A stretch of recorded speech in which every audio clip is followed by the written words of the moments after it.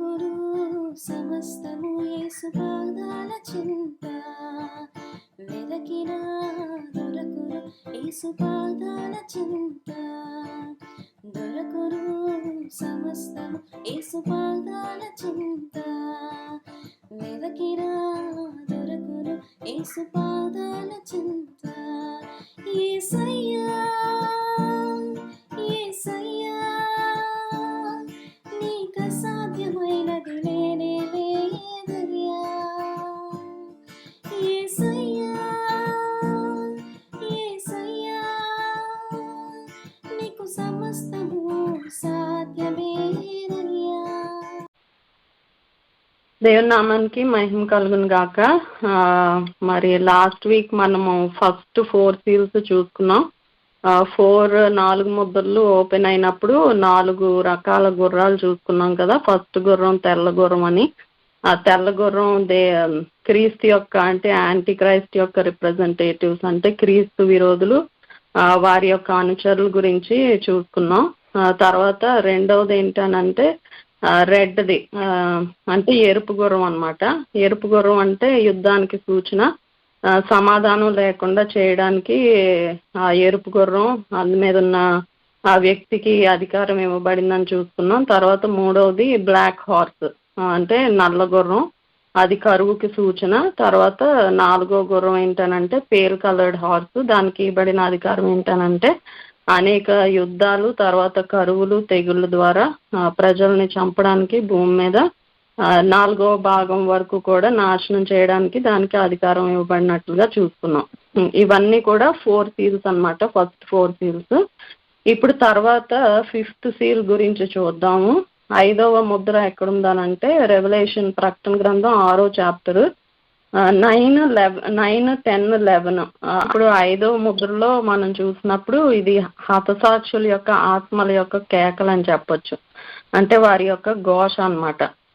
యోహాన్ భక్తుడు కూడా ఎందు నిమిత్తం మరి పద్మాస్ ద్వీపంలో ఉన్నారో మనం చూసుకున్నాం కదా. రెవల్యూషన్ ప్రకటన గ్రంథం ఫస్ట్ చాప్టర్లో చదివినప్పుడు ఆయన అసలు ఎందుకు ఆ పద్మాస్ ద్వీపంలో పరవాసుగా ఉన్నారన్నది అక్కడ రీజన్ చెప్తారు. ఏమనంటారనంటే, మీ సహోదరును యేసుని బట్టి కలుగు శ్రమల్లోనూ రాజ్యంలోను సహనంలోను కాలివాడను అయిన నేను, అంటే యోహాన్న నేను, దేవుని వాక్యము నిమిత్తము యేసుని గూర్చిన సాక్ష్యము నిమిత్తము పద్మాసు ద్వీపంన పరవాసినైతిని అని ఉంటుంది. కనుక ఇక్కడ కూడా దేవుని యొక్క వాక్యం నిమిత్తము మరి వాళ్ళు చెప్పబడిన యొక్క సాక్ష్యం నిమిత్తము విశ్వాసాన్ని ఇంకా డినై చేయకుండా చాలా మంది, అంటే హతసాక్షులు అవుతున్న వారి యొక్క ఆత్మలు అక్కడ బలిపీఠం క్రింద యోహాన్ చూశారనమాట.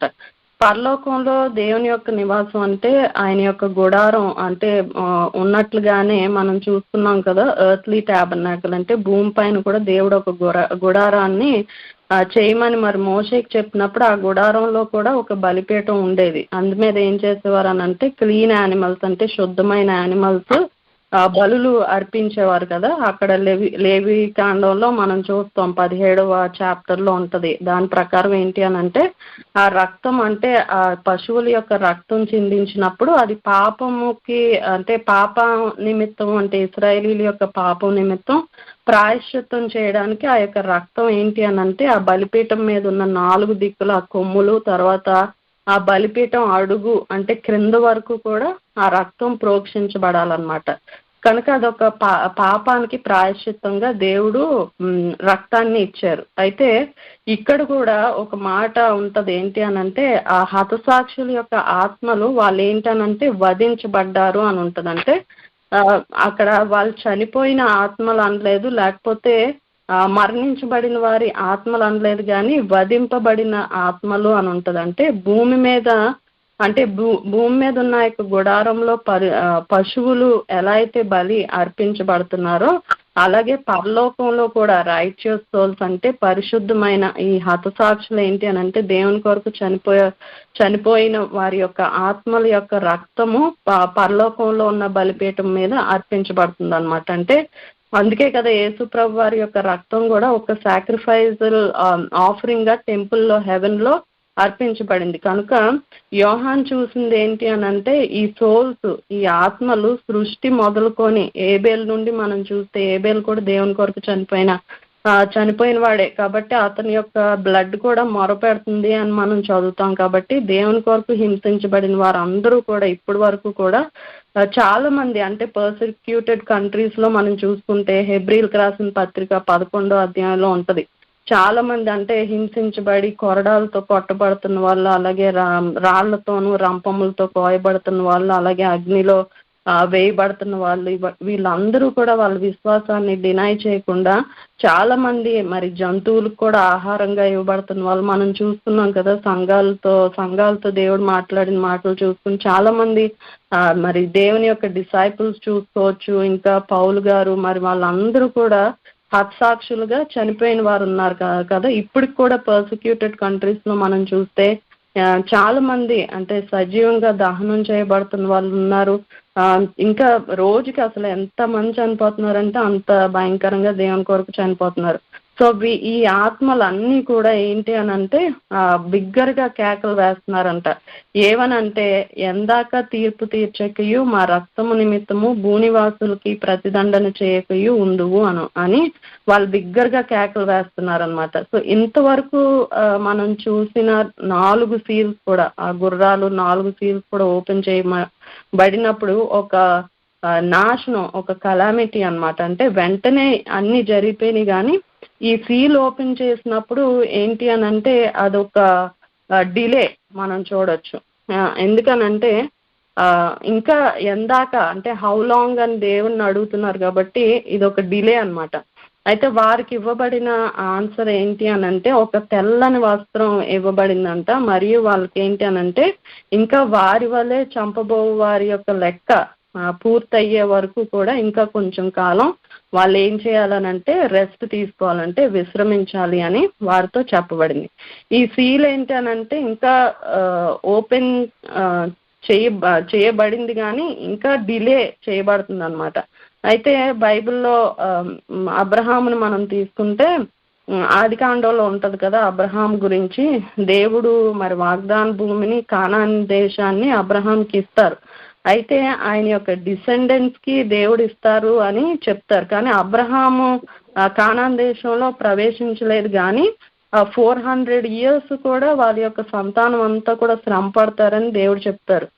ఎందుకు అబ్రహాంకి ఆ కానాన్ దేశం అందులో ప్రవేశించలేదు అని అంటే అక్కడ ఆదికాండంలోనే ఉంటది, 15th chapter లో ఉంటది, 15వ అధ్యాయము 16th verse లో ఉంటది. 16వ వచనంలో ఏమని ఉంటది అని అంటే ఎందుకు అబ్రహాంకి దేవుడు అది ఇవ్వలేదు అని అంటే దేవుడు చెప్తారు అబ్రహాంకి ఏమని అంటారనంటే అమోరీయుల యొక్క అక్రమము ఇంకా సంపూర్ణము కాలేదు గనుక నీ 4వ తరము ఇక్కడికి మరలా వచ్చేదరు అని ఉంటది. కాబట్టి ఇక్కడ ఆయన ఇచ్చిన యొక్క ప్రామిస్ నెరవేరాలి అని అంటే ఏంటి అని అంటే ఒక లెక్క, ఒక సంఖ్య దేవునికి ఉంటది అనమాట. సో ఆ సంఖ్య పూర్తయ్యే వరకు కూడా 4వ తరం వరకు కూడా ఆ తరము అక్కడికి వస్తారు అని ఉంటది. కాబట్టి ఆయన తీర్పు తీర్చబడాలి అని అంటే ఆ లాస్ట్ హతసాక్షి యొక్క రక్తం చిందించబడాలన్నమాట. సో అప్పటి వరకు దేవునికి ఒక లెక్క ఉంది. ఆ లాస్ట్ హతసాక్షి యొక్క రక్తం చిందించబడే వరకు కూడా ఇంకా దేవుని యొక్క రాకడ, యేసు ప్రభు వారి యొక్క రాకడ ఉండదు అని దాని అర్థం అనమాట. ఇంకా వాళ్ళు ఎందుకు మరి అంత ఇంపేషెంట్ గా మరి బిగ్గరగా కేకలు వేస్తున్నారు అని ఉంటది కదా. ఎందుకు అంత ఇంపేషెంట్ గా వాళ్ళు మొరపెడుతున్నారు అని అంటే ఆయన యొక్క రాకడలో ఏంటి వారి యొక్క ఆత్మలన్నీ కూడా మళ్ళా వాళ్ళు శరీరాలు ధరించుకొని వస్తారనమాట. అందుకే they will be resurrected with Christ again. అంటే యేసు ప్రభు వారితో మళ్ళా వాళ్ళు రిజరెక్ట్ అవుతారు. దేవునిలో మృతులైన వారు మొదట లేపబడతారు అని ఉంటది కదా. కాబట్టి వీళ్ళు కూడా ఏంటి అని అంటే దానికోసం వెయిట్ చేస్తున్నారు అనమాట. యేసు ప్రభు వారి యొక్క రాకడ కొరకు ఎదురు చూస్తున్నారు. కానీ వారికి ఏంటి అని అంటే ఒక తెల్లని వస్త్రం ఇవ్వబడింది అనమాట. తెల్లని వస్త్రం అని అంటే అది ఒక బాడీకి సూచన, అంటే శరీరానికి సూచన అని చెప్పుకోవచ్చు. ఎందుకనంటే ఈ నెక్స్ట్ చాప్టర్ లో కూడా మనం చూస్తాం 7th chapter 14th verse లో ఏమని ఉంటదని అంటే వీళ్ళందరూ కూడా మహాశ్రమల నుండి వచ్చిన వారు అని ఉంటది. వాళ్ళు గొర్రెపిల్ల యొక్క రక్తంలో తమ వస్త్రాలని ఉతుక్కున్నారు అని చెప్తారనమాట. కాబట్టి ఈ తెల్లని వస్త్రం ఏంటి అని అంటే వాళ్ళు ఈ లోకంలో ఉన్నప్పుడు వాళ్ళ యొక్క శరీరాలని మలినం చేసుకోకుండా గొర్రెపిల్ల యొక్క రక్తంలో వాళ్ళ వస్త్రాలను ఉతుక్కున్నారు అని అంటే వాళ్ళ బాడీని అంత తెలుపు చేసుకున్నారు అని అన్నమాట దాని అర్థం. ఎందుకనంటే సోల్కి అంటే ఆత్మకి వస్త్రం ఏంటి అని అంటే శరీరం అని చెప్పుకోవచ్చు. కాబట్టి వీళ్ళందరూ కూడా హతసాక్షుల యొక్క మొరలు దేవుని దగ్గర మొర పెడుతున్నారు అన్నమాట. ఇంకా ఎందాక నేను తీర్పు తీర్చకుందు అని మొర పెడుతున్నారు. అది 5th సీల్. అయితే 6th సీల్లో లోకి మనం వచ్చినప్పుడు 6th సీల్ ముద్ర అంతా కూడా 6th చాప్టర్ 12th వర్స్ నుంచి మనం చదివితే ఆ 6th సీల్ ఓపెన్ చేయబడినప్పుడు భూకంపం కలగడం మనం చూస్తాము. తర్వాత సూర్యుడు కంబలి వలె నలుపు ఆయన అని ఉంటుంది. చంద్రబింబము అంతా కూడా రక్తవర్ణం ఆయన అని ఉంటుంది, అంటే బ్లడ్ మూన్ అన్నమాట. తర్వాత పెద్ద గాలి చేత ఊగులాడు అంజూరపు చెట్టు నుండి అకాలపు కాయలు రాలినట్లు ఆకాశ నక్షత్రములు భూమి మీద రాలును అని ఉంటుంది. ఇవన్నీ కూడా యేసు ప్రభు వారి శిష్యులతో లాస్ట్ వీక్ చూసుకున్నాం కదా, మాథ్యూ 24th చాప్టర్లో చూస్తున్నప్పుడు ఒక్కో వరుస ప్రకారం ఒక ప్యాటర్న్లో జరుగుతుందని చూస్తున్నాం. అది కూడా శిష్యులతో దేవుడు చెప్తారనమాట, ఆయన రాకడ ముందు ఇవన్నీ కూడా జరగవలసి ఉంటుందని చెప్తారు. కాబట్టి ఇదంతా ఏంటి అని అంటే ఫస్ట్ భూమి మీద అంటే భూమి మీద, తర్వాత ఆకాశంలో స్పేస్లో జరిగే ఆ యొక్క కాస్మెటిక్ చేంజెస్ అన్నమాట. అయితే దేవుడు ఫస్ట్ సృష్టి చేసినప్పుడు ఆది కాండంలో ఉంటది కదా, ఏమని ఉంటది, ఏంటి సన్ మూన్ స్టార్స్ ఇవన్నీ చేసినప్పుడు అవి సూచనలుగా దేవుడు ఆకాశంలో పెట్టారంటే సూచనలు ఒక సీజన్స్ సైన్స్ తెలపడానికి అవి పెట్టారనమాట. అంటే ఏదో పగలు రాత్రి అనే కాదు, కానీ ఈ సన్ను మూను అన్నవి ఏంటి అని అంటే ఆయన యొక్క రాకడికి ఒక సూచనలుగా పెట్టారు. అలాగే నక్షత్రం మనం చూస్తున్నాం అనుకోండి, దేవుని యొక్క ఆయన పుట్టినప్పుడు ఆ నక్షత్రం ఒక సూచనగా అక్కడ కనబడింది. కాబట్టి ఈ ఎండ్ సైన్స్ లో కూడా ఎండ్ డేస్ లో కూడా ఈ మూను తర్వాత సన్ను ఈ రెండు కూడా ఒక సూచనలుగా దేవుడు పెట్టారనమాట. సోలార్ ఎక్లిప్స్ అని అంటాం కదా, సోలార్ ఎక్లిప్స్ తర్వాత ఈ లూనార్ ఎక్లిప్స్ ఇవన్నీ కూడా తర్వాత లాస్ట్ లో ఏమవుతుంది అని అంటే ఆ మూన్ అంతా కూడా రక్తవర్ణం అవుతుంది అనమాట. అంత లాస్ట్ లో ఇవన్నీ కూడా సైన్స్. అలాగే యోవేల్ గ్రంథం మనం చూసినప్పుడు యోవేల్కి వచ్చిన ఆ యొక్క దర్శనం ఏంటి అని అంటే 2nd చాప్టర్ 30, 31, 32 వర్సెస్ లో ఉంటది అనమాట. మరియు ఆకాశమందును భూమి అందును మహత్కార్యములు అనగా రక్తమును అగ్నిని ఇవన్నీ కూడా యెహోవా యొక్క భయంకరమైన ఆ మహాదినమందు సూర్యుడు తేజోహీనుడగును, తర్వాత చంద్రుడు రక్తవర్ణమగును అని ఉంది. అలాగే తర్వాత ఏంటి అని అంటే 5th చాప్టర్ 14th వర్స్ లో చూసినప్పుడు మరియు ఆకాశ మండలమును చుట్టబడిన గ్రంథం వల్లే తొలగిపోవును, ప్రతి కొండయు ప్రతి ద్వీపమును వాటి స్థానములు తప్పెను, భూరాజులను ఘనులను సహస్రాధిపతులను ధనికులను బలిష్ఠులను ప్రతి దాసుడును ప్రతి స్వతంత్రుడును కొండ గుహల్లోను బండ సందుల్లోనూ దాక్కొని సింహాసనాసీనుడై ఉన్న వాని యొక్కయు గొర్రెపిల్ల యొక్కయు ఉగ్రత మహాదినము వచ్చెను, దానికి తాళజాలిన వాడెవడు, మీరు మా మీద పడి ఆయన సన్నిధికిని గొర్రెపిల్ల ఉగ్రతకును మమ్మను మరుగు చేయుడి అని పర్వతములతోనూ బండలతోనూ చెప్పుదురు అని చెప్పుచున్నాను అని ఉంది. ఇక్కడ కూడా యోవేల్కి వచ్చిన యొక్క దర్శనంలో కూడా 2వ చాప్టరు 10th వర్స్ లో ఏమని ఉంటుందంటే వాటి భయము చేత భూమి కంపించున్నది, ఆకాశము తత్తరిల్లుచున్నది, సూర్యచంద్రులకు తేజహీనత కలుగుచున్నది, నక్షత్రములను కాంతి తప్పుచున్నవి, యెహోవా తన సైన్యమును నడిపించుచు ఉరుము వలె గర్జించున్నాడు, ఆయన దండు బహు గొప్పదై ఉన్నది, ఆయన ఆజ్ఞను నెరవేర్చున్నది బలము గలది, యెహోవా దినము బహు భయంకరము, దానికి తాళగలవాడు ఎవడు, ఇప్పుడైనను మీరు ఉపవాసం ఉండి కన్నీరు విడుచు దుఃఖించుచు మనఃపూర్వకంగా తిరిగి నా యొద్దకు రండి అని యెహోవా వాక్కు అన్నమాట. కాబట్టి ఇది కూడా యెహోవా దినము బహు భయంకరమైనది, దానికి తాళజాలు వాడి ఎవడు అనుంది. కాబట్టి వాళ్ళందరూ భూరాజులు ఇంకా సృష్టిలో ఉన్న ప్రతి ఒక్కొక్కరు ఏంటి అని అంటే పర్వతములతోని బండలతోనూ చెప్తారంటే ఏమనంటే మమ్మల్ని మరుగు చేయడి అని చెప్తారు. ఇది కూడా హోషియా రాసిన గ్రంథం 10 చాప్టర్ లో ఉంటది, 8th వర్స్ లో ఉంటది. పాప స్వరూపి అయిన ఆవేనులోను ఉన్నత స్థలములు లయమగును, ముండ్ల చెట్లను కంపయు వారి బలిపీ బలిపీఠముల మీద పెరుగును, పర్వతములను చూచి మమ్మను మరుగు చేయడని కొండలను చూచి మా మీద పడుడని వారు చెప్పుదురు అని ఉంటుంది. కాబట్టి దేవుని యొక్క ఆ దినం ఏంటి అని అంటే చాలా భయంకరంగా ఉంటదన్నమాట. అందుకే కీర్తనకారుడు 90th చాప్టర్లో ఏమని ఉంటుందనంటే, నీ ఆగ్రహ బలము ఎంతో ఎవరికి తెలియను, నీకు చెందవలసిన భయం కొలది పుట్టు నీ క్రోధం ఎంతో ఎవరికి తెలియను. అంటే ఆయన యొక్క కోపం, ఆయన ఉగ్రత ఎంత భయంకరంగా ఉంటుందో అది తెలిస్తే మనం ఏ పాపం చేయకుండా ఉండడానికి మనం భయపడతాం అన్నమాట. సో ఇదంతా కూడా ఇప్పటి వరకు చూసిన 5 ముద్రలు కూడా విప్పబడి ఉన్నవి, కానీ 6వ ముద్ర ఇంకా ఓపెన్ చేయబడలేదు. క్రోనలాజికల్ ఆర్డర్లో మనం చెప్పుకోవాలనంటే మనం 5th and 6th సీల్స్ మధ్యలో ఉన్నట్లుగా మనం చూస్తాం అన్నమాట. ఇప్పుడు 7వ చాప్టర్కి వద్దాము. 7వ చాప్టర్లో అటు తర్వాత భూమి యొక్క 4 దిక్కుల్లో 4 దూతలు నిలిచి ఉండి, భూమి మీద నైనను సముద్రము మీద నైనను ఏ చెట్ల మీద నైనను గాలి వీచకుండా భూమి యొక్క 4 దిక్కుల వాయువులను పట్టుకొని ఉండగా చూచితిని. మరియు సజీవుడగు దేవుని ముద్ర గల వేరొక దూత సూర్యోదయ దిశ నుండి పైకి వచ్చుట చూచితిని. భూమికిని సముద్రమునకును హాని కలుగ చేయకుండా అధికారం పొందిన ఆ 4 దూతలతో, ఈ దూత మేము మా దేవుని దాసులను వారి నొసళ్ళ యందు ముద్రించు వరకు భూమికైనను సముద్రమునకైనను చెట్లకైనను హాని చేయవద్దని బిగ్గరగా చెప్పెను అని ఉంటదన్నమాట. ఈ 3 verses మనం తీసుకుంటే ఈ 4 దూతలు అంటే ఈ భూమి మీద, సముద్రము మీద, చెట్ల మీద గాలి వీచకుండా 4 దూతలు ఏంటనంటే 4 దిక్కుల భూమి మీద ఉన్న 4 దిక్కుల వాయువులను పట్టుకొని ఉన్నారనమాట.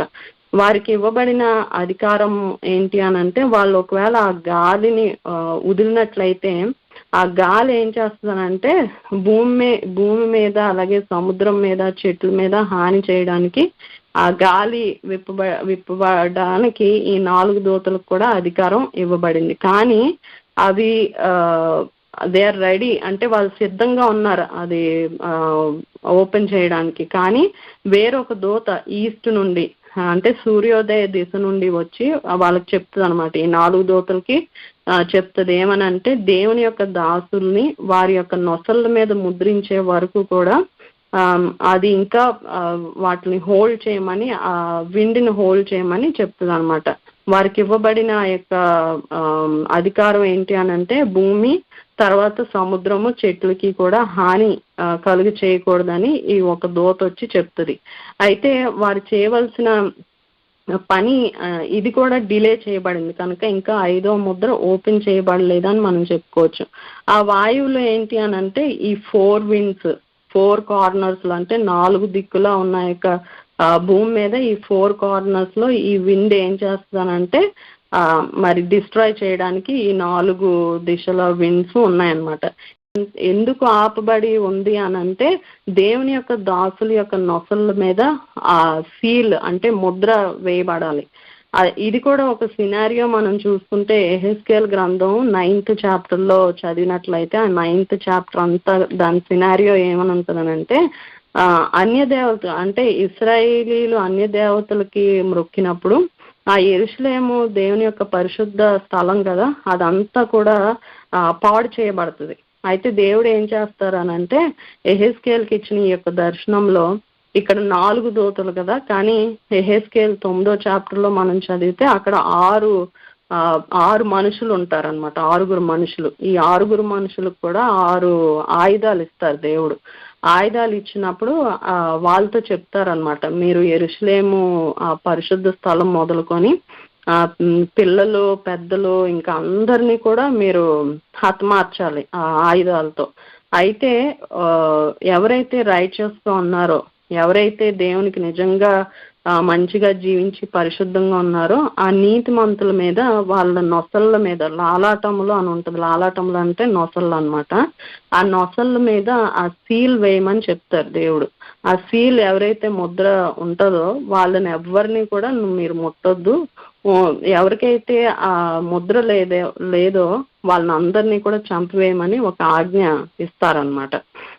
అయితే ఆ సీల్ ఏంటి, ఎహెజ్కేల్ గ్రంథంలో ఆ ముద్ర ఏంటి అని అంటే టావ్ అంటారు. అంటే నేను ఆల్రెడీ మన దాంట్లో పెట్టాను.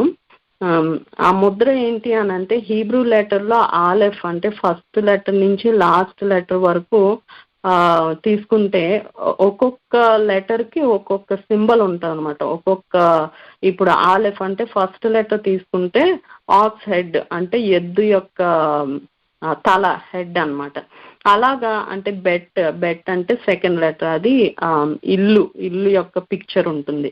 అలాగా ఒక్కొక్క లెటర్, లాస్ట్ లెటర్ అంటే టావ్ అన్నమాట. ఆ టావ్ అనే లెటర్కి సింబల్ ఏంటి అని అంటే క్రాస్. ఆ క్రాస్ యొక్క సింబల్నే ఇక్కడ గుర్తుగా ఇస్తారు. ఎందుకు అనంటే టావ్ అన్నప్పుడు ఇప్పుడు దేవుడు ఏం చెప్తారనంటే నేనే ఫస్ట్ అండ్ ద లాస్ట్ అంటారు కదా, అల్ఫా ఒమేగా, నేనే ఆది అంతమై ఉన్నాను అని అంటారు. కాబట్టి అంతము అన్నప్పుడు ఇదే ఆలెఫ్ టావ్ అన్నమాట. కాబట్టి ఈ టావ్ యొక్క సింబల్ ఏంటి అని అంటే ఒక క్రాస్, 2 స్టిక్స్ క్రాస్ సైన్ గా ఉంటుంది. అది మీరు చూడండి, నేను పంపించిన యొక్క దాంట్లో ఉంటుంది. అయితే ఎమెట్ దేవుడు ఏంటి అని అంటే ఆయన పేరు సత్యవంతుడు అని ఉంటుంది కదా. మనం రెవల్యూషన్ 19th చాప్టర్లో చూసుకున్నప్పుడు ఆయన పేరు సత్యవంతుడు అని ఉంటుంది. ఆ సత్యవంతుడు అన్నప్పుడు దాని హీబ్రూలో ఎమెట్ అంటారు. ఎమెట్ లో లాస్ట్ లెటర్ టావ్ అన్నమాట. కాబట్టి అది తర్వాత తోరాలో చూసుకుంటే కూడా ఫస్ట్ లెటర్ టావ్. కాబట్టి ఎవరైతే తోరాలో ధర్మశాస్త్రంలో ఆలెఫ్ నుంచి టావ్ వరకు అంటే బిగినింగ్ నుంచి ఎండ్ వరకు ఎవరైతే ఆయన యొక్క ఆజ్ఞలన్నీ కూడా పాటించారో ఆ సైన్ ఏంటి అని అంటే ఎండ్ వరకు కూడా పాటించిన వాళ్ళు వీళ్ళు అని చెప్పి ఆ ఎండ్ లెటర్ టావ్ యొక్క సింబల్, ఆ క్రాస్ సింబల్ వాళ్ళ యొక్క నొసళ్ళ మీద వేస్తారనమాట. అది సీల్. ఇప్పుడు ప్రకటన గ్రంథంలో కూడా చూసుకుంటే ఆ సీల్ ఏంటి అని అంటే టావ్ సీల్ అన్నమాట. అందుకే దేవునిలో మనము ఎవరైతే దేవునిలో నమ్మిక ఉంచామో విశ్వాసం ద్వారా ఏంటి అని అంటే ఆ వాగ్దానం చేయబడిన ఆత్మ చేత మనం అందరం కూడా ముద్రించబడిన వాళ్ళమే అని ఎఫ్ఎస్సి రాసిన పత్రిక 1st చాప్టర్ 13th వర్స్లో ఉంటుంది. ఏమని ఉంటుందనంటే మీరును సత్యవాక్యమును అనగా మీరు రక్షణ సువార్తను విని క్రీస్తునందు విశ్వాసం ఉంచి వాగ్దానం చేయబడిన ఆత్మ చేత ముద్రించబడితిరి అని ఉంటుంది. కాబట్టి అలాగే మనం నిర్గమాకాండంలో ఎక్సోడస్లో కూడా మనం చూసుకుంటే ఆ పస్కా బలి పశువు యొక్క రక్తం యొక్క గురుతు ఆ ద్వారబంధాల మీద రాసినప్పుడు సంహార దూత దాటిపోతుంది కదా. అలాగే మనం అందరం కూడా ఆయన యొక్క రక్తం మన మీద ఉన్నది అని అంటే ఆయన యొక్క సీల్ మన మీద ఉందన్నమాట. అయితే ఆ సీల్ నిజమైన మీనింగ్ ఏంటి, అసలు ఆ సీల్ ఏంటి అన్నది అది రెవల్యూషన్ 14th చాప్టర్లో ఉంటుంది.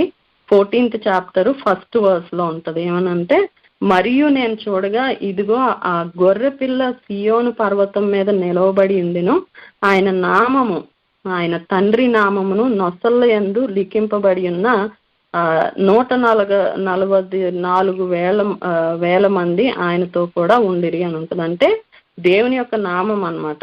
ఆ తండ్రి యొక్క నామము ఆ నొసళ్ళ మీద వాళ్ళు సీల్ చేయబడి ఉన్నారనమాట. కాబట్టి ఇంకా ఎందుకు వీళ్ళు సీల్ చేయబడి ఉన్నారు అని అంటే ఇంకా రాబోతున్న డిస్ట్రక్షను, నాశనము, ఇంకా సీల్స్ ఓపెన్ చేయబడతాయి కదా ముందు. తర్వాత ఆ ట్రంపెట్స్ ఊతారు, తర్వాత దేవుని యొక్క ఉగ్రత పాత్రలు ఇవన్నీ ఉంటాయన్నమాట. కాబట్టి ఆ ఉగ్రత దేవుని యొక్క తీర్పు నుండి రక్షించబడ్డానికి, ఆ భయంకరమైన తెగుళ్ళు వాళ్ళ మీద రాకుండా ఉండడానికి ఆ సమయంలో దేవుని యొక్క ముద్ర ఉన్న మనుషులు తప్ప అందరినీ కూడా నాశనం చేయబడతారు. కాబట్టి వాటి నుంచి తప్పించబడ్డానికి ఈ యొక్క ముద్ర దేవుని యొక్క దాసులు నొసళ్ళ మీద వెయ్యాలని చెప్పి వాళ్ళని ఆపివేస్తుంది అనమాట ఆ దూత. తర్వాత ఈ 144,000 మంది ఎవరు అని మనం చూసుకుంటే అది ప్రకటన గ్రంథం 6వ చాప్టర్లో ఉంది కదా, 5th వర్స్ నుంచి 7th చాప్టర్ 5th వర్స్ నుంచి వీళ్ళందరూ ఎవరు మనం చూద్దాం. అది ఒక్కొక్క ఫోర్త్ వర్స్ లో ఉంటది. మరియు ముద్రింపబడిన వారి యొక్క లెక్క చెప్పగా వింటిని, ఇశ్రాయేలీల గోత్రములన్నిటిలోనూ ముద్రింపబడిన వారు 144,000 మంది. తర్వాత ఒక్కొక్క ట్రైబ్స్ ని తీసుకుంటారనమాట. అంటే యోధా గోత్రం నుండి 12, ఒక్కొక్క గోత్రం నుండి 12,000 మంది, అలాగా 12 గోత్రాలు ఉంటాయి. ఫస్ట్ యోధా, తర్వాత రూబేను, గాదు, తర్వాత ఆషేరు, నఫ్తాలి, మనస్సే, షిమ్యోను, లేవి, ఇస్సాకారు, జెబులూను, తర్వాత యోసేపు, బెంజమిను. ఇలాగా అందరి ట్రైబ్స్ అంటే అందరి గోత్రాలు లిఖించబడి ఉంటాయి.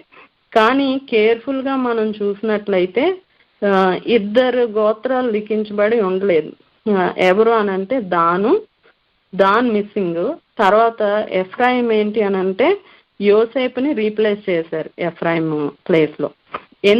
దాని గురించి ఎందుకు రాయబడి ఉండలేదనంటే దాను మరి యాకోబు ఇచ్చిన యొక్క బ్లెస్సింగ్ మనం చూస్తే ఆది కాండంలోనే మనం చూసుకున్నాం కదా. యాకోబు ఒక్కొక్క కొడుకుని పిలిచి ఇశ్రాయేలీల్లో ఆ 12 సన్స్ ని పిలిచి ఆయన ఇచ్చిన యొక్క బ్లెస్సింగ్ చూడాలి మనం. ఆ బ్లెస్సింగ్ ఏంటి అనంటే ఆ బ్లెస్సింగ్ ఆది కాండం 49, 16th and 17th వర్సెస్ లో ఉంటది.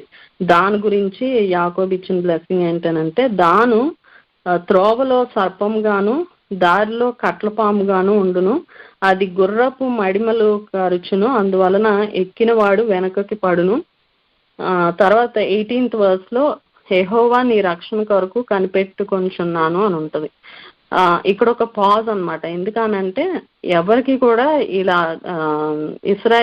యాకోబు చెప్పలే నీ రక్షణ కొరకు కనిపెట్టుకొంచున్నాను అని అంటే ఫైనల్ రిడెంప్షన్ అనమాట. ఇది యాకోబు ఆల్రెడీ ఈ రెవల్యూషన్ వరకు కూడా ఆయన చూసేశారు. ఆయన ఆత్మీయమైన నేత్రాలతో ఆయన చూసారనమాట. అంటే ఫైనల్ రిడెంప్షన్ ఎవరి దగ్గర కూడా ఈ మాట చెప్పలే. కానీ దానుతో ఆయన బ్లెస్సింగ్ చెప్పినప్పుడు దేవా నేను నీ రక్షణ కొరకు ఎదురు చూస్తున్నాను అని ఉంటది. కాబట్టి తర్వాత చూస్తే దానియులు ఇశ్రాయేలీల్ని విగ్రహారాధన తట్టు నడిపించినట్లుగా మనం న్యాయాధిపతులు 18th chapter 30th verse లో ఉంటది. ఏంటంటే దానియులు అంట చెక్కబడిన ప్రతిమను నిలవబెట్టిరి. తర్వాత మోషే మనమడును గెర్షోను కుమారుడైన యోనాతాను అను వాడును వాని కుమారులను ఆ దేశము చెరపట్టబడు వరకు దానియుల గోత్రమున నాకు యాజకులై ఉండిరి. దేవుని మందిరము షీలోహులోనున్న దినములన్నిటిను వారు మీకా చేయించిన ప్రతిమను నిలుపుకొనిరి అని ఉంటుంది. కనుక దానియుల ద్వారా అంటే దాని యొక్క ఆ ట్రైబ్ ద్వారా మోషే అంటే లేవీలందరూ కూడా ఆ ప్రతిమకు మొక్కారనమాట. అంటే దానియులు ఏం చేశారనంటే వాళ్ళందరినీ కూడా విగ్రహారాధన తట్టు తిప్పిన వారు అంటే ఇంట్రొడ్యూస్ చేసిన వారు దానియులే. కాబట్టి దాను వంశంలో నుండే మరి ఇది ఎంతవరకు నిజమో కాదో నాకు తెలియదు, కానీ దాని వంశంలో నుండి రాబో దినాల్లో యాంటై క్రైస్ట్ అనే ఆయన వస్తాడని చెప్పి కూడా మరి చాలా మంది సేజెస్ చెప్తా ఉంటారు. ఇది ఎవరు చెప్పారనంటే పౌలు భక్తుడి యొక్క డిసైపుల్ ఇరానియస్ అని ఉంటారు. యోహాన్ భక్తుడి యొక్క డిసైపుల్ ఇరానియస్ అని ఉంటారు. ఆయన చెప్పిన థియరీ అన్నమాట. దాని వంశంలో నుండి యాంటై క్రైస్ట్ వస్తారు అని చెప్పి. అలాగే అందుకని దాని ఇక్కడ లిఖించబడి ఉండలేదు. తర్వాత ఎఫ్రాయిం కూడా యోసేపుతో ఎందుకు రీప్లేస్ చేయబడ్డారు అని అంటే ఎఫ్రాయిం కూడా హోషియా గ్రంథంలో ఉంటది 4th chapter 17th verse లో ఎఫ్రాయిం విగ్రహములతో కలుసుకొని ఉండెను, వానిని అలాగే ఉండనిమ్ము అని ఉంటది. కాబట్టి ఎఫ్రాయిం కూడా ఇక్కడ ఇంక్లూడ్ చేయబడలేదు అనమాట. ఎఫ్రాయిం బదులు యోసేపు ఇంక్లూడ్ చేయబడ్డారు. కాబట్టి ఇవన్నీ కూడా ఒక స్పెక్యులేషన్స్ అంటే అజంప్షన్స్ అన్నమాట. కానీ దేవునికి తెలుసు ఏం జరుగుతుంది అన్నది. ఇంకో థియరీ ఏంటి అని అంటే ఇది దీనికి కొంచెం విభిన్నంగా ఉంటది, ఆపోజిట్ గా ఉంటది. ఈ 144,000 ఇశ్రాయేలీలు ఉన్నారు కదా, ఇశ్రాయేలీలు 144,000 కాదు, చాలా మంది రక్షించబడిన వాళ్ళు ఉన్నారు.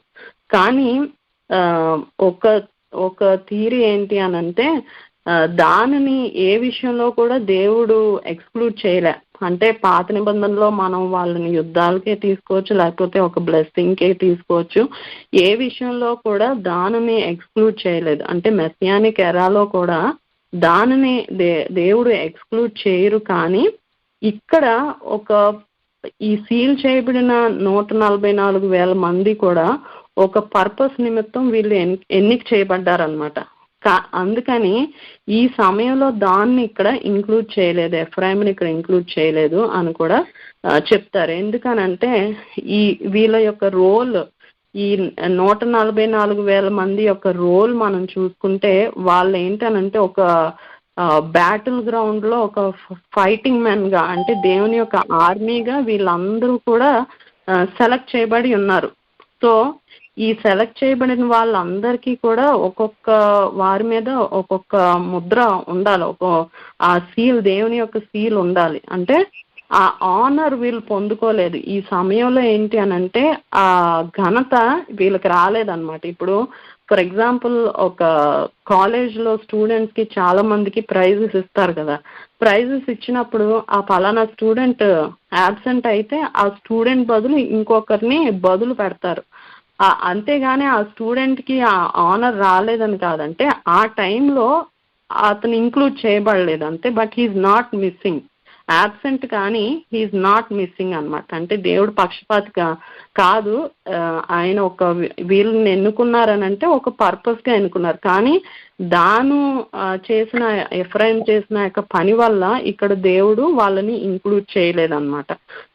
అయితే వీళ్ళు చేస్తున్న ఆ యొక్క రోల్ ఏంటి, ఈ 144,000 మంది ఆ యొక్క రోల్ ఏంటి అని మనం చూసుకుంటే అది ప్రకటన గ్రంథం 14th చాప్టర్లోనే ఉంటది. అయితే ఆ 4 జీవుల ఎదుటను పెద్దల ఎదుటను వీళ్ళందరూ అన్నమాట ఒక క్రొత్త కీర్తన పాడుచున్నారు. అంటే ఈ 144,000 మంది గురించే ఉంటది ఇక్కడ. వీళ్ళందరూ కూడా ఒక క్రొత్త కీర్తన పాడుచున్నారనమాట. ఆ కీర్తన ఏంటి అనంటే భూలోకంలో నుండి కొనబడిన ఆ 144,000 మంది తప్ప మరి ఎవరునూ ఆ కీర్తన నేర్చుకొనజాలరు. వీరు స్త్రీ సాంగత్యమును అపవిత్రులు కాని వారును స్త్రీ సాంగత్యమును ఎరుగని వారునయ్యుండి గొర్రెపిల్ల ఎక్కడికి పోవునో అక్కడికి ఆయనను వెంబడించురు. వీరు దేవుని కొరకును గొర్రెపిల్ల కొరకును ప్రథమ ఫలముగా ఉండుటకై మనుషుల్లో నుండి కొనుపోబడిన వారు. వీరి నోట ఏ అబద్ధమును కనబడలేదు, వీరు అనింద్యులు అనుంది. కాబట్టి ఈ ముద్రించబడిన వాళ్ళందరి యొక్క రోలు ఏంటి అనంటే క్రొత్త కీర్తన పాడుచున్నారు. అది కూడా వారు తప్ప ఎవరికి కూడా ఆ క్రొత్త కీర్తన తెలియదు అనమాట. తర్వాత వర్జిన్స్, వీళ్ళు స్త్రీ యొక్క సాంగత్యం ఎరగని వారు, గొర్రెపిల్ల ఎక్కడికి వెళ్తే అక్కడికి వెంబడించేవారు, మళ్ళా ప్రథమ ఫలంగా కొనుపోబడిన వారు. అంటే వీళ్ళు ప్రథమ ఫలంగా దేవుని దగ్గర అర్పించబడిన వారు. తర్వాత ఏ అబద్ధమును కూడా ఎరగని వారు అనమాట వీళ్ళు. తర్వాత అనింద్యులు అంటే రైచియస్. సో వీళ్ళందరూ కూడా రైచియస్ గా ఉన్న వాళ్ళు అనమాట. కాబట్టి ఇది ఈ 144,000 మంది ఉన్నారు కదా, వీళ్ళందరూ ఇది చేస్తున్నారు అనమాట. అయితే దేవుని యొక్క బ్యాటిల్ ఫీల్డ్ లో వీళ్ళు ఒక ఆర్మీగా ఉన్నారని మనం చెప్పుకోవచ్చు. అంటే fighting men of king Messiah. రాబోయే దినాల్లో జరుగుతున్న యొక్క సీల్స్ అన్ని ముద్రలు ఓపెన్ అయినప్పుడు దేవుని యొక్క తీర్పు వస్తుందని చూసుకున్నాం కదా. ఆ తీర్పులో వీళ్ళందరూ కూడా దే హ్యావ్ టు ఫైట్.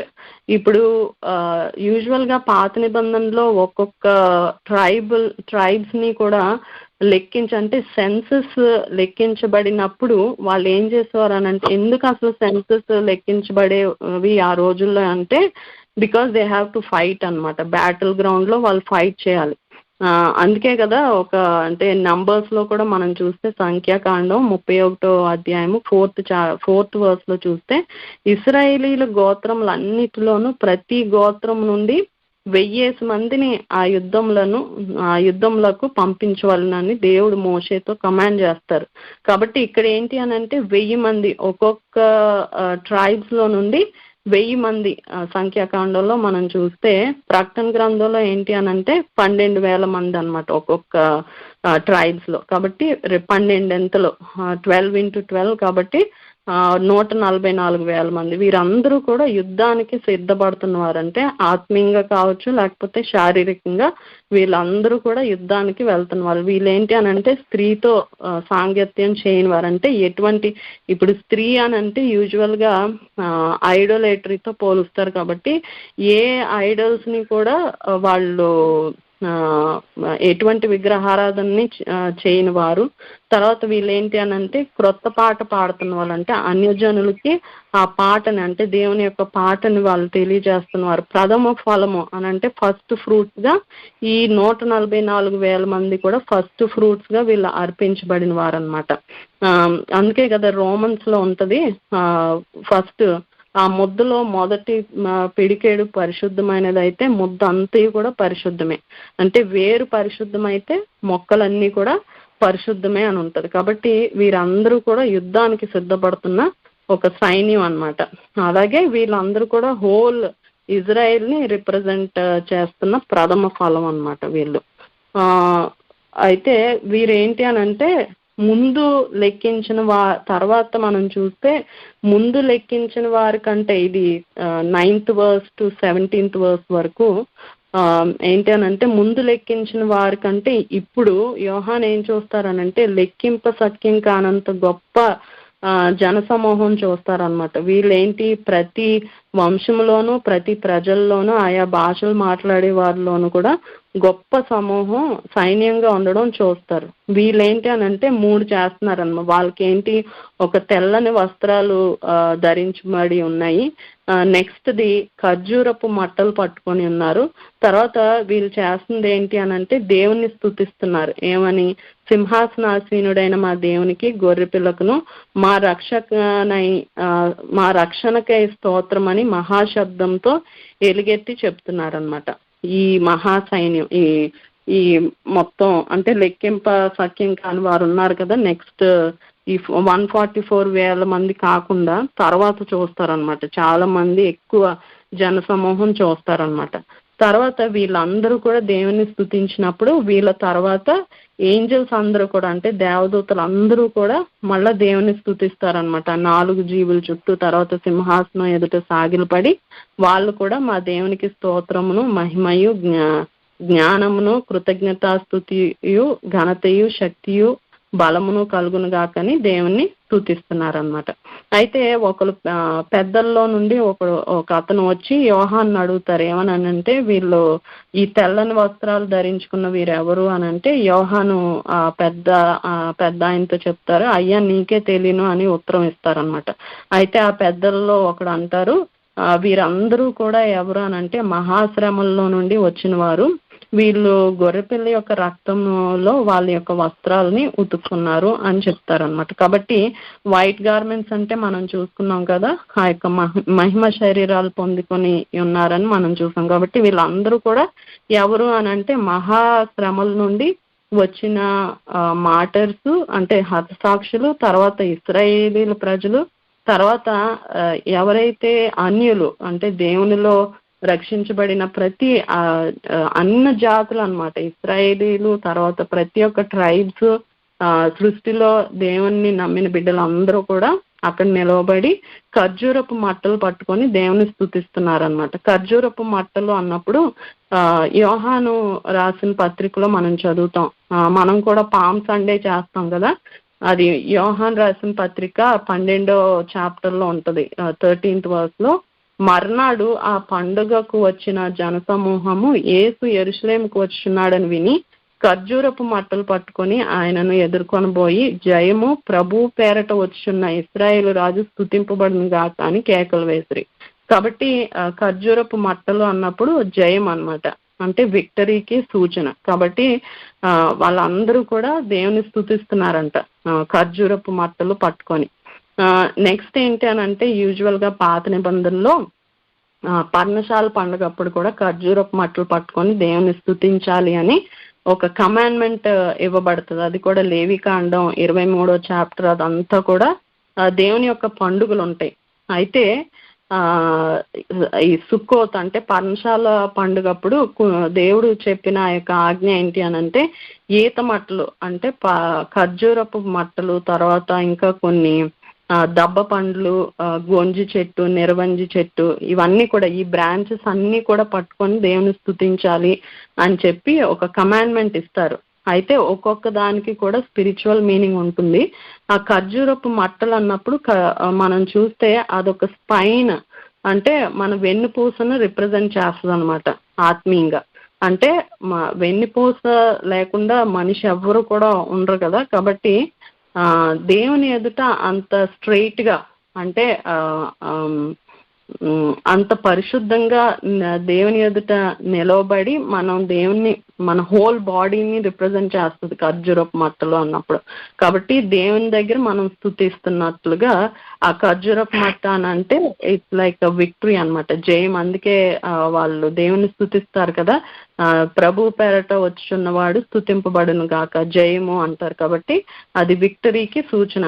ఎందుకనంటే మహాశ్రమల నుండి వీళ్ళందరూ కూడా జయం పొంది దేవుని దగ్గర స్తుతిస్తున్నారనమాట ఆ జన సమూహంతో, దేవునితో. అయితే ఈ సమూహం ఎవరు అని అంటే ఇందాక మనం చూస్తున్నాం కదా, రోమన్స్ లో 11-16 ఏమని ఉంటదని అంటే అదంతా కూడా ఫస్ట్ ముద్ద పరిశుద్ధం అయితే తర్వాత ముద్ద అంతా కూడా పరిశుద్ధం, కొమ్మ వేరు పరిశుద్ధం అయితే కొమ్మలు కూడా పరిశుద్ధం అని ఉంటది. ఆ 17వ వచనంలో ఏముంటదని అంటే అడవి ఒలివ కొమ్మ అయిన నీవు వాటి మధ్య అంటుకట్టబడి ఒలివ చెట్టు యొక్క సారవంతమైన వేరులో వాటితో కలిసి పాలు పొందిన ఎడల అని ఉంటది. కాబట్టి అంటే అడవి చెట్లు, ఒరిజినల్ చెట్టు ఎవరనంటే ఇశ్రాయేలీల ప్రజలు, అడవి చెట్టు ఎవరనంటే అన్యజనులమైన మనం అన్నమాట. కాబట్టి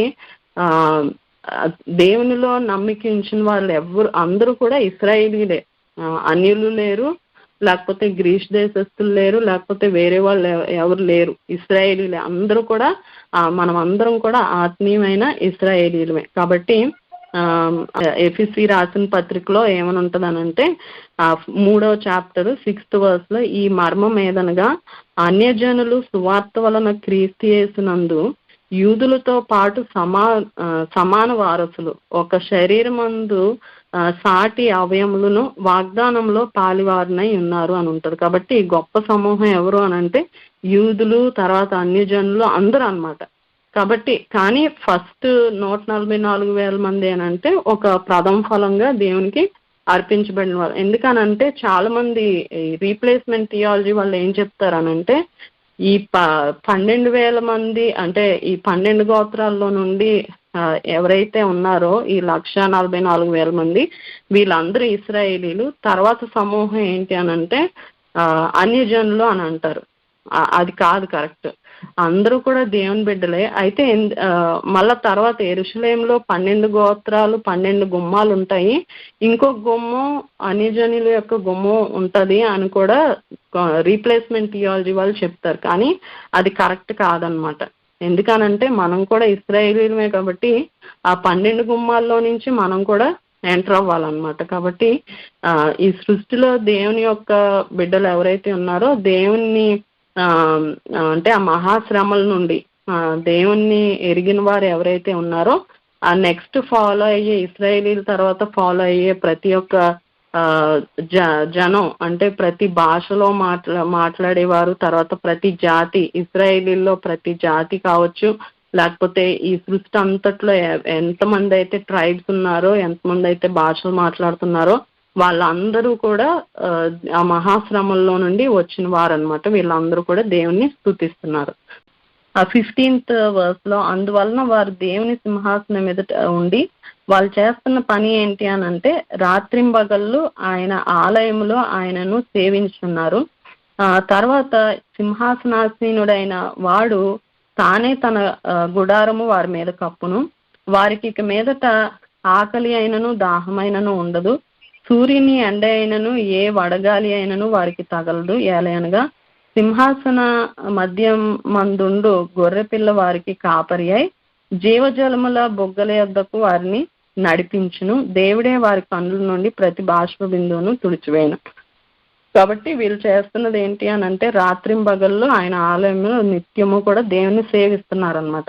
ఇంక వాళ్ళకి ఆకలి కానీ, ఏ దాహం కానీ, నిద్ర కానీ ఇంకేది ఉండదంట. దేవుడే వారికి కాపరిగా ఉన్నారు కాబట్టి వాళ్ళు ఎందు నిమిత్తం చాలా విషయాల్లో వాళ్ళు శ్రమపడి ఉంటారు కాబట్టి ఏ విషయంలో కూడా ఇంక వాళ్ళకి శ్రమ అనేది ఇంక పరలోకంలో వెళ్ళిన తర్వాత ఎటువంటి సఫరింగ్ కానీ ఏది కూడా ఉండదు. అందుకే మన భూలోకంలో కూడా దేవుడు మన కాపరిగా ఉన్నప్పుడు మనకి ఏది కూడా కొదువు ఉండదు అని కీర్తనకారుడు చెప్తారు కదా. కాబట్టి పరలోకంలో కూడా ఏది కూడా ఏ సఫరింగ్ కూడా ఉండదు అనమాట. వాళ్ళు ఏ శ్రమల నుండి అయితే వచ్చారు, ఏ శ్రమల నుండి అయితే దేవునికి దగ్గర అయ్యారు, ఇంకా వాళ్ళ వస్త్రాలను ఉతుక్కొని తెలుపు చేసుకున్నారో ఇంకా అవన్నీ కూడా వాళ్ళు మర్చిపోయి దేవుణ్ణి నిత్యము స్తుతిస్తున్నారనమాట. అయితే ఇప్పుడు 8th చాప్టర్ 1st verse లో చూసుకుంటే అది 7వ ముద్ర. ఆయన 7వ ముద్రను విప్పినప్పుడు పరలోకమందు ఇంచుమించు అరగంట సేపు నిశ్శబ్దం ఉండెను. అంతటా నేను దేవుని ఎదుట నిలిచి 7గురు దూతలు అవన్నీ తర్వాత ఫస్ట్ వర్స్ లో ఏంటి అని అంటే ఇంచుమించు 7వ ముద్ర విప్పినప్పుడు ఇంచుమించు అరగంట సేపు నిశ్శబ్దము అని ఉంటది. కాబట్టి ఈ అరగంట సేపు అని అంటే అది ఎంతసేపు మనకు తెలియదు. ఇక్కడ అరగంట సేపు అని ఉంది, కానీ దేవుని యొక్క సమయము ఆయన టైమింగ్ అంతా వేరు కదా. కాబట్టి ఒక నిశ్శబ్దం ఇప్పటి వరకు కూడా స్తుతులు, కేకలు, ధ్వనులు, తర్వాత హస్తాక్షుల యొక్క కేకలు, తర్వాత 4 జీవులు స్తుతించడం, 24 పెద్దలు స్తుతించడం, దేవదూతలు స్తుతించడం, ఈ గొప్ప జనసమూహం వీళ్ళందరూ స్తుతిస్తున్నారు కదా. ఆ 7వ ముద్ర విప్పినప్పుడు అంట అందరూ కూడా సైలెంట్ అయిపోయారు, అంటే నిశ్శబ్దం అయిపోయారు అనమాట. ఒక కోర్ట్ రూమ్ లో జడ్జ్ వచ్చేటప్పుడు ఆ తీర్పు తీర్చక ముందు ఆయన వచ్చినప్పుడు అందరూ కూడా పిన్ డ్రాప్ సైలెన్స్, అప్పటి వరకు కూడా ఎంత అల్లరితో ఉంటుందో అందరూ కూడా ఒక పిన్ డ్రాప్ సైలెన్స్ అయిపోతారు. అంటే ఒక రెస్పెక్ట్ తో అనమాట, ఒక గౌరవంతో. ఎందుకనంటే రాబోయే దినాల్లో ఇంకా భయంకరమైన తీర్పు తీర్చబడుతుంది కాబట్టి ఆయన దినం సమీపమైనప్పుడు అందరూ కూడా నిశ్శబ్దం అయిపోతారు అనమాట. అందుకే జకర్యా గ్రంథం 1వ చాప్టర్ 7th verse లో ప్రభువైన యెహోవా దినము సమీపమాయెను, ఆయన బలి ఒకటి సిద్ధపరిచి ఉంచాడు, తాను పిలిచిన వారిని ఆయన ప్రతిష్ఠించి ఉన్నాడు, యెహోవా సన్నిధిని మౌనముగా ఉండుడి అని ఉంటుంది. కాబట్టి అలాగే హబక్కూకు గ్రంథంలో కూడా అయితే యెహోవా తన పరిశుద్ధ ఆలయంలో ఉన్నాడు, ఆయన సన్నిధిని లోకమంతా మౌనముగా ఉండును గాక అని ఉంటుంది. కనుక ఆయన ఉగ్రుడై లేచాడు, ఆయన లోకం అంతా కూడా మౌనంగా ఉండాలని చెప్పి ఇంకో దగ్గర కూడా ఉంటది. కాబట్టి సియోన్లో మౌనంగా ఉండుట యెహోవాకి స్తుతి చెల్లించుటే అని ఉంటుంది కదా. కాబట్టి మౌనంగా వీళ్ళందరూ కూడా దేవుని స్తుతిస్తున్నారనమాట.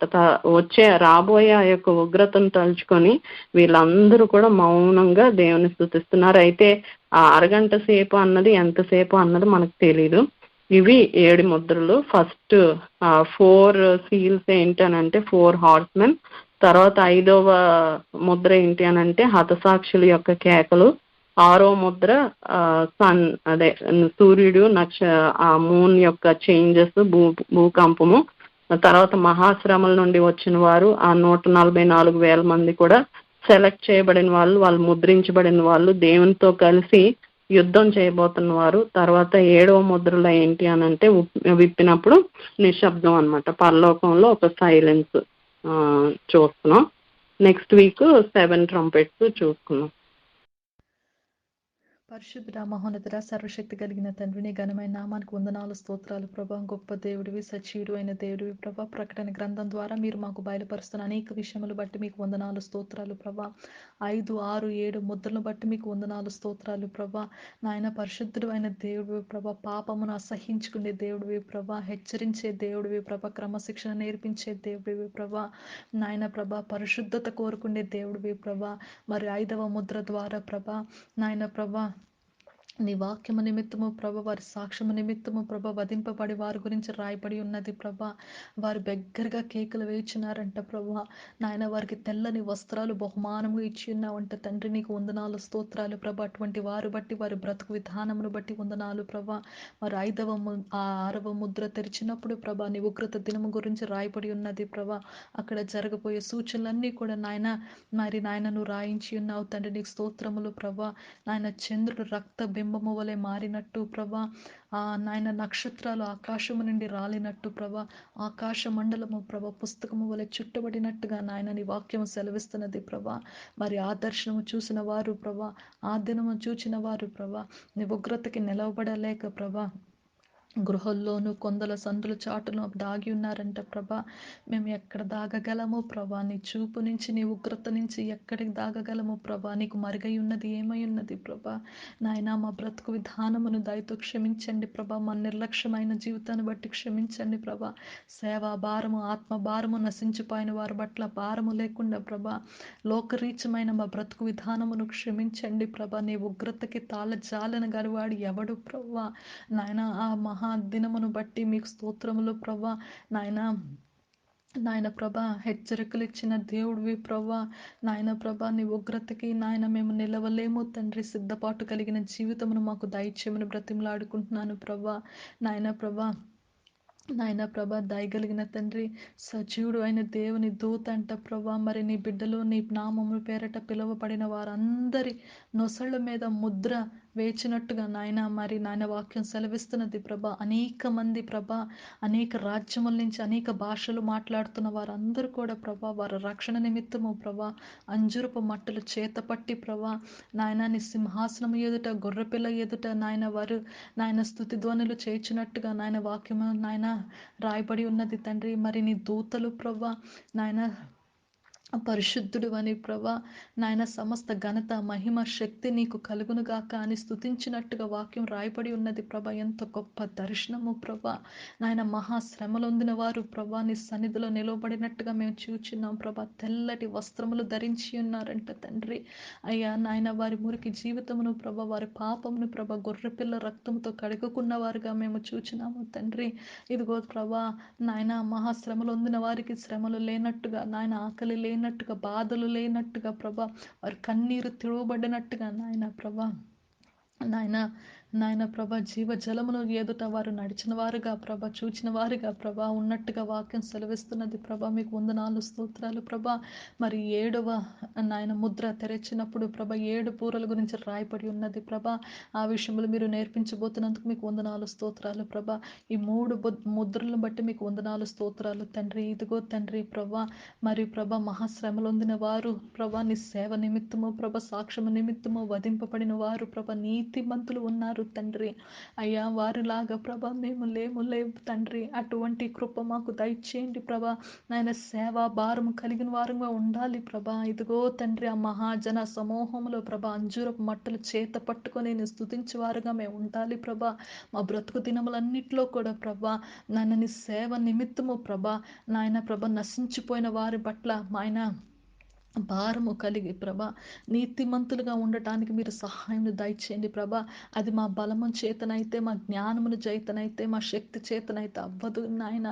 నీ కృప చేతనది కలుగుతుంది తండ్రి. నీతిమంతులుగా మమ్మల్ని నాయన మార్చమని బ్రతిమలాడుకుంటున్నాను ప్రభా. ఇదిగో తండ్రి బలానా మంచి దాసుడా, నా బలానా మంచి దాసురాలా అని మేము పిలువబడటానికి ఆ దినము నాయన ప్రభా నాయన నీ సన్నిధిలో ప్రభా నాయన నిన్ను స్తుతించే వారంగా మేము ఉండటానికి మాకు సహాయం దయచేయండి నాయన. బిడ్డ ద్వారా మీరు మాట్లాడిన ప్రతి విషయమును బట్టి మీకు వందనాలు స్తోత్రాలు ప్రభా. ఆ బిడ్డని ఇంకను ప్రభా అనేక స్థలములో ప్రభా ఇంక నీ నోటి బూరగా వాడుకోమని బ్రతిమలాడుకుంటున్నాను ప్రభా.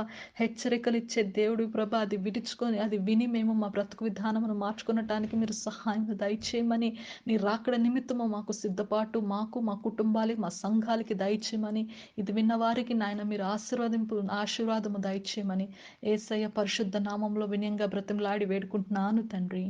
ఆమెన్.